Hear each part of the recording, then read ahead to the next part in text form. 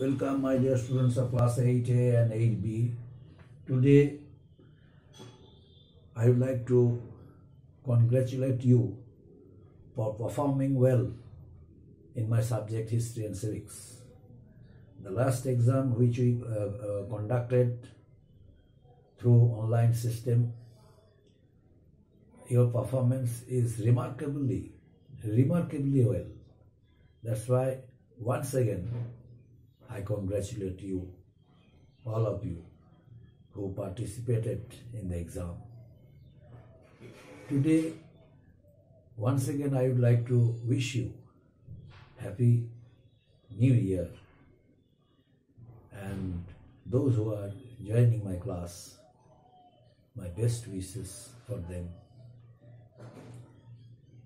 Although the lesson, the revolt of 1857, the teaching is completed, but to some extent I have decided to re-explain certain points which is very important to learn, because some questions I gave you during my last exam from this lesson, but some students failed to attempt the questions because of their ignorance. So in order to give them better understanding, better knowledge of this lesson, I have decided to re-explain certain points more. The points as I mentioned in the board, please notice it. First, spread of revolt. Where were the places where the revolt took place? I would like to discuss it now. You know, the revolt of 1857 was an incident in the history of India, resulted in revolt, direct agitation against the British rule for the first time. The people of India who were in the dark did not have any knowledge as to how they would raise their voice against the British rule, and how long will they be oppressed by the British. How would they come out of that situation? How would they make their country free from the bondage of the British rule? The people did not have any knowledge of it. But it was the effort of Indian soldiers. The Indian people, they all got themselves united for the cause of country's freedom, country's liberty. It was due to the efforts of Indian sepahis. A number of Indian people, although not very large in numbers, but very limited number of people of India, they were able to be a part of the Sepoy Mutiny of 1857 or the revolt of 1857. The places where this revolt started, and people and the rulers actively antagonized the British rule. You know, the places where I would Kanpur, Meerut, Delhi, Jhansi, Ara in Bihar. So these were the most important places of India, became a part of the Sepoy Mutiny or Revolt 1857. Meerut, the people, the soldiers of Meerut, they refused to use the Enfield rifle because of the cartridges, Its cartridges were made of, cow and pig fat.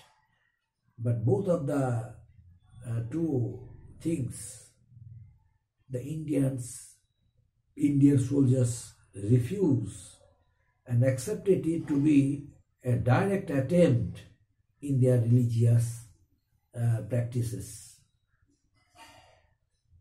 That's why they refused to accept, they refused to use the cartridges of Enfield rifle. And ultimately, that wave reached Mirat. The soldiers of Mirat refused to use the cartridges of Enfield rifle. And ultimately, they were, disbanded from the army and were imprisoned of 10 months of rigorous punishment. But yet, the process of rebellion, which was started by the Indian soldiers, spread throughout India, in different parts of India. The wave of anger reached Delhi. The soldiers, on reaching Delhi, they declared Bahadur Shah Zafar, the last Mughal emperor, to be their leader.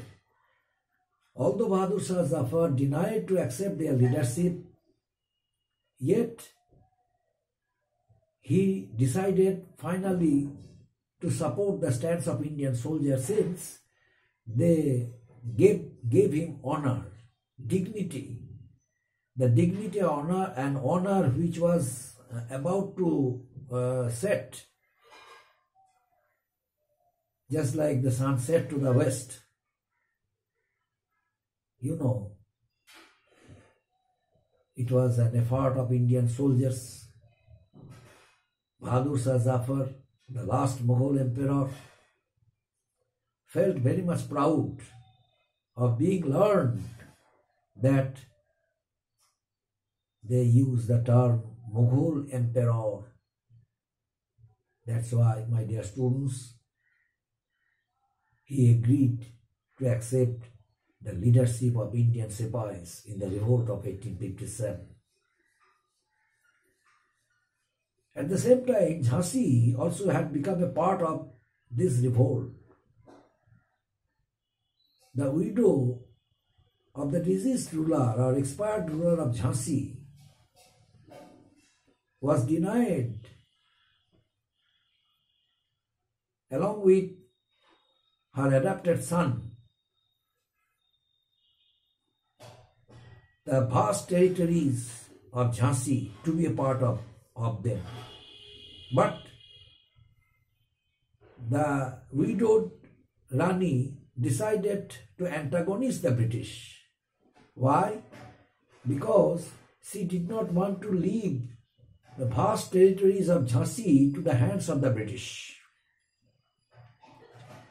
and sword her raised against the British rule.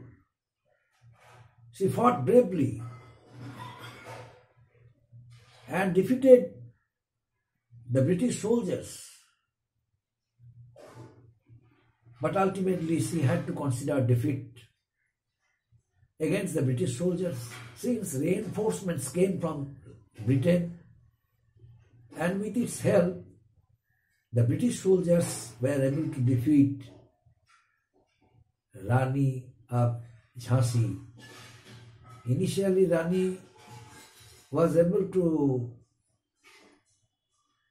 save her life by taking shelter to, Kalpi, but later on, while fighting against the British soldiers, she sacrificed her life in the battlefield.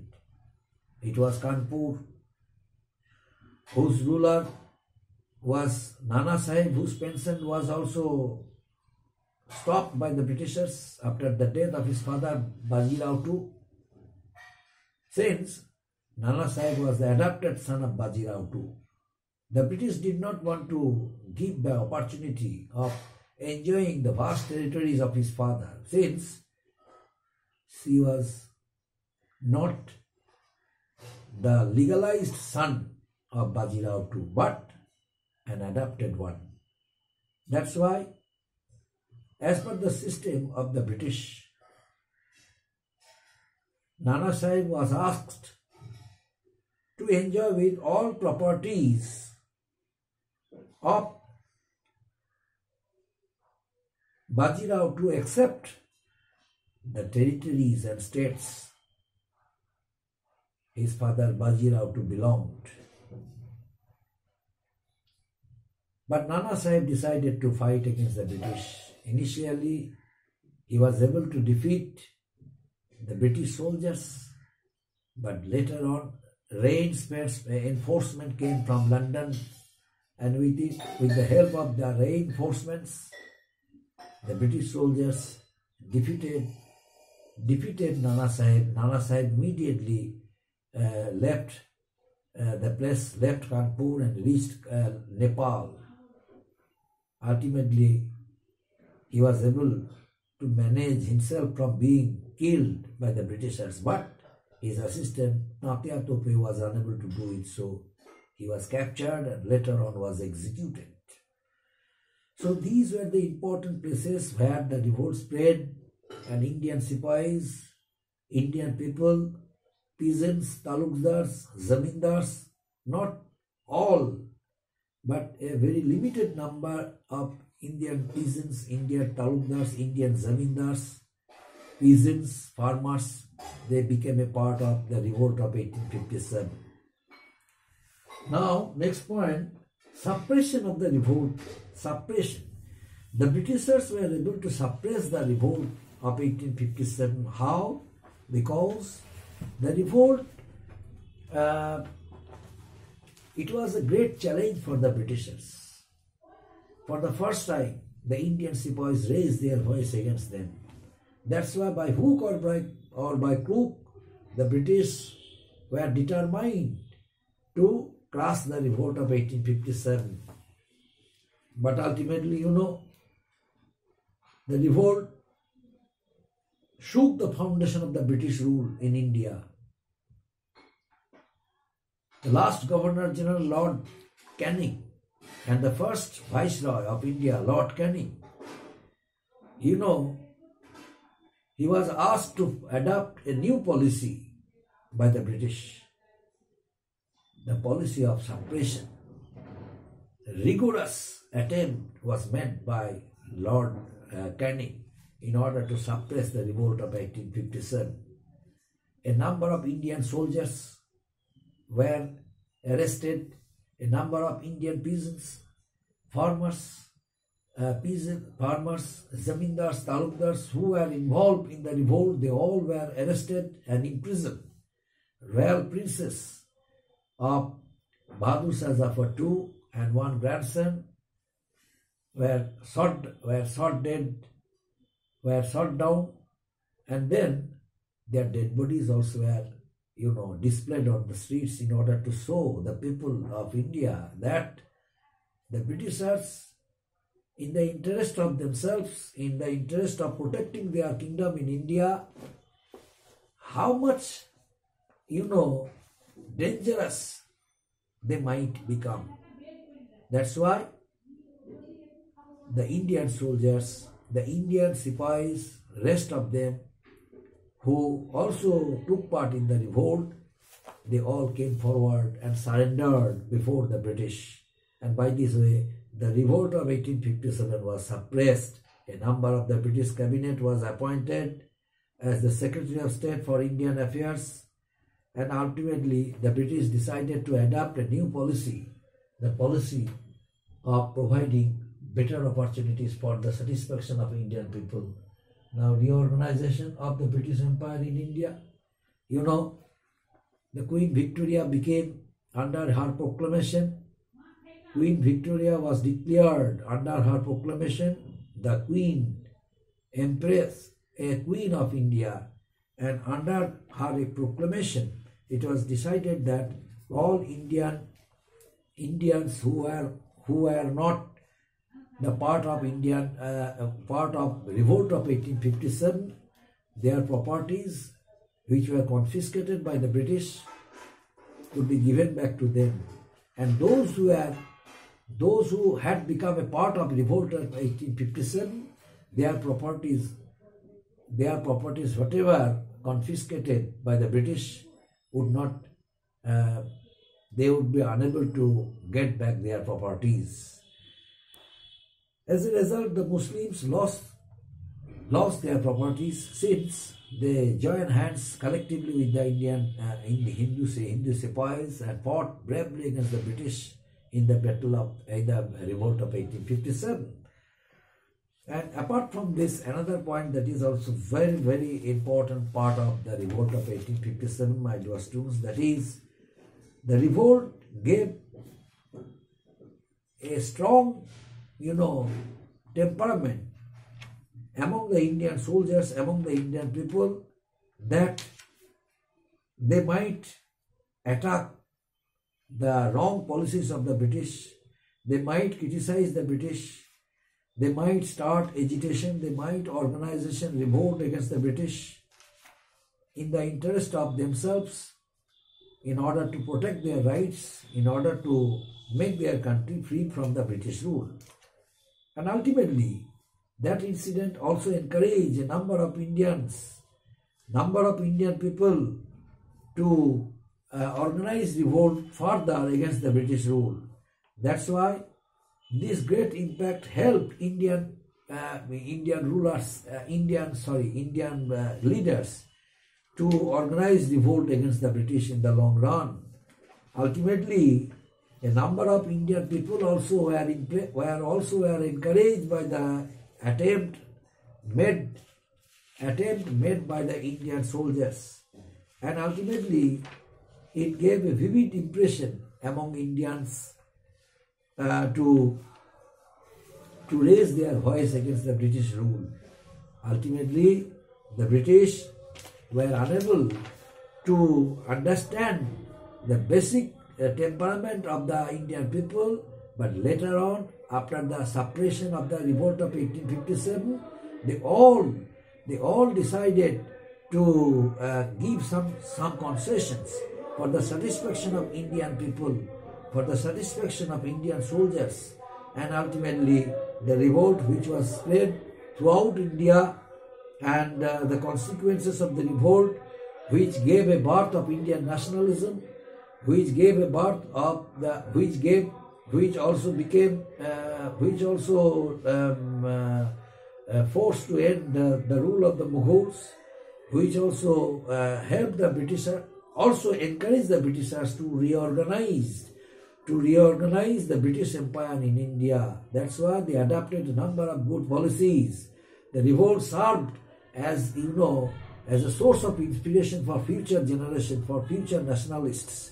And in this sense, the revolt of 1857 may be considered as the first war of independence, my dear students.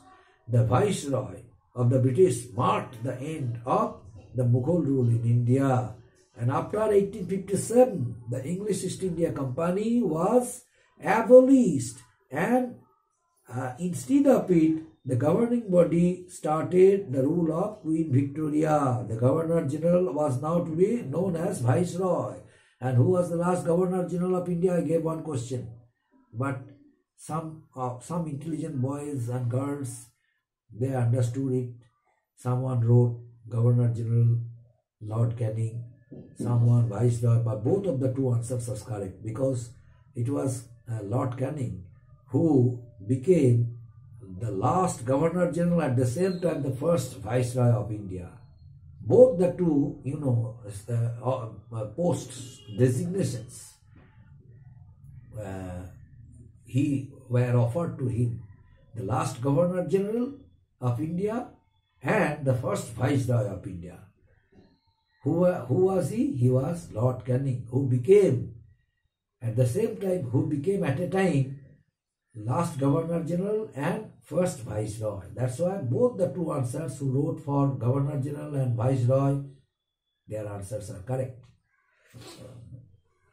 So, the number of British troops in the Indian army was greatly increased after the suppression of revolt. And then, after the revolt, the British decided to stay away from social reform in India, because social reform, whatever they reformed during the rule of Governor General, William Bentinck, the Indian conservative people, they got angry, and they got dissatisfied with the effort done by the Britishers. It harmed the sentiments of Indian conservative people and orthodox people. That's why they all decided to raise their voice against the British, they started criticizing the British government. That's why the Queen of Britain issued a proclamation in the year 1858 which granted unconditional pardon to all rebels except those who were directly responsible for the murder of British officials. They were not excused, but all other officials, all other soldiers, all other Indian people, all other Indian, talukdars, zamindars, they all were excused who did not a part of killing British officials in India during the revolt of 1857, my dear students. Up to this, my dear students, the remaining part will be continued next day. Thank you.